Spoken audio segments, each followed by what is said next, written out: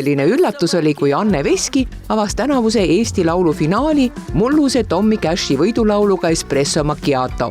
Kui mulle see ettepanek tehti, siis ma olin ikka väga üllatunud. Ma ikka paar päeva mõtlesin ja välja mõtlesin, et mis mul ikka seal kaotada nagu on. Ja siiski see Unistuste bänd, nii korralikud muusikandid, et hea meelega.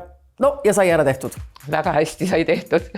Aga kui me läheme nüüd lauljatee algusesse, sa lõpetasid muusikakooli, sa laulsid juba väga varakult, miks ometigi läksid sa TPI-sse ehk praegusesse TTÜ-sse õppima?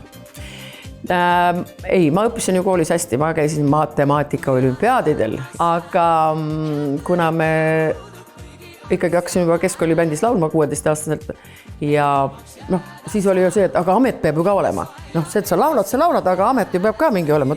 Ja siis ma läksingi, kuna tuttav seal õppis, siis küsisin, kuidas seal on, et tööstuse planeerimine, majandus läbi ikka alati vaja ja Polütehniline instituut, kui juba matemaatika või meeldib, siis ma astusin sisse, siin oli väga suur konkurss muuses ja ma olen väga õnnelik, et ma seal lõpetasin. Ma olen eluaeg nüüd oma firmat omanud ja seda osanud nii edukalt läbi viia, et kõik on hästi.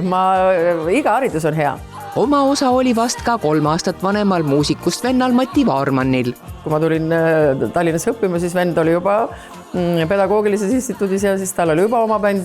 Loomulikult, et ma vabal ajal siis läksin jälle bändi laulma. See on ju saatuse tahtel, et Olavi Pihlamägi viimasel kursusel mind saatesse 2 takti maha müüs nagu umbes, et nüüd lähme sinna ja laulad seda laulu, sest ma olin üliõpilas taidlus ülevaatustel juba nagu auhinnalisi kohti saanud ja ta väga hästi teadis, millega ma tegin. Kui vennas läks juba filharmooniasse tööle, siis ma sain ümber suunamise filharmooniasse tänu sellele, et mind oli juba televiisoris nähtud ja öeldi, et teil võib-olla tõesti on parem laulda.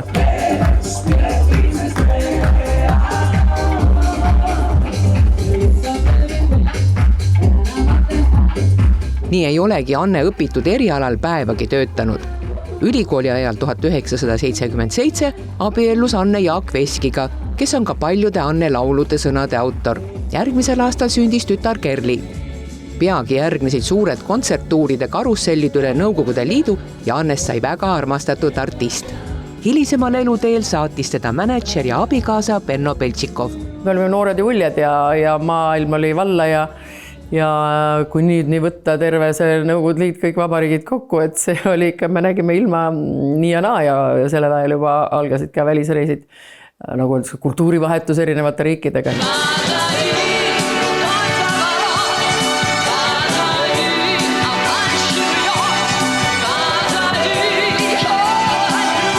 Soopoti laulukonkursil 1984, kus oli osalejaid 30 riigist, pälvis Anne nii peaauhinna kui ka poolakeelse laulu auhinna ja sealt sai tuule tiibadesse tema rahvusvaheline karjäär. Praeguseks on ta laulnud üle maailma 33 riigis.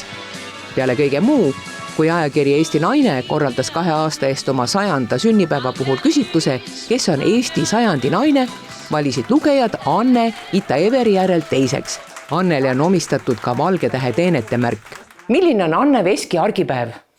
Anne Veski argipäev on nagu igal tavalisel inimesel. Hommikul ärkab üles, teeb väiksed võimlemisharjutused, siis oleneb päevast. Kas on nädala lõpp, siis tulen siia nõnda nimetatud iluvabrikusse, nagu ma nimetan, et saada seda oma klassikalist lukki. Ja pühapäeval tulevad siis tütar koos lapselastega käima saunas. Esmaspäev, teisipäev on nagu see on nagu tegeleda omade asjadega. Kolmapäev on ilupäev, kus on siis võimlemine, tähendab pilates, massaaž, kosmeetik, et ennast ilusti, nagu öeldakse, vormis hoida. Neljapäeval siis valmistume nädal lõpuks ja nii need nädalad lähevad ja kui vähegi vähem või tähendab vaba aega on, siis põrutaks kuskile kohe välismaale puhkama või käime kuskil, nagu ma nimetan, kontsertturismi harrastamas. Kui palju sa praegu kontsert üldse annad nädalas või kuus? Konkreetne nädal 4 tükki. Kogu aeg nii orav rattas? Ei, tavaline on ikka reede laupäev. Et see on nagu see rütm, mis mulle meeldib, aga kui tuleb iga päev panna, siis tulevad ju jaanipäevad, kus on 4-5 päeva järjest. Oma signatuursoengu ja nii-öelda artisti pildi saab Anne juba viimased 17 aastat Õnne Rudi käe all. Ma kohtun Annega ikka nädalas teinekord 3-4 korda, teinekord 2 korda oleneb, aga me nii tihedalt pidevalt pikalt oleme koos, me ikka räägime elust, kõigest, arutame, parandame maailma, nagu Anne humoorikalt ütleb. milline klient Anne on või ta rohkem sõbranna? Anne on väga tore klient ja inimesena juba ta on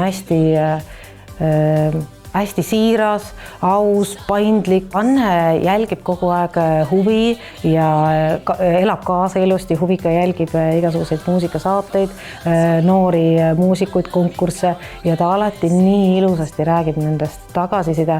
Ma olen vahest mõelnud, et kui saaks edastada nendele noortele lauljatele sellise diiva ja professionaali tagasiside, kui ilusti ta nendest räägib alati.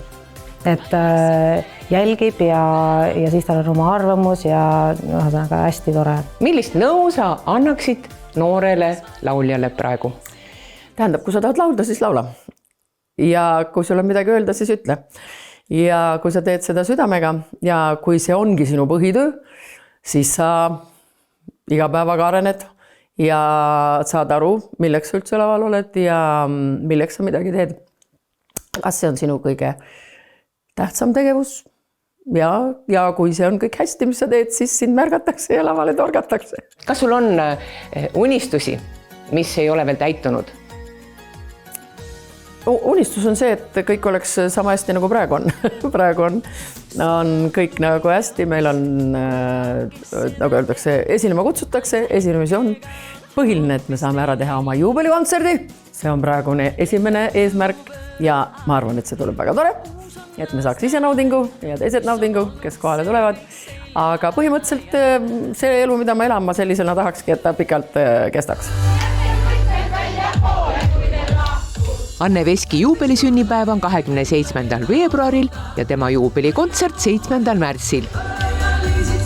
Palju õnne, kallis Anne!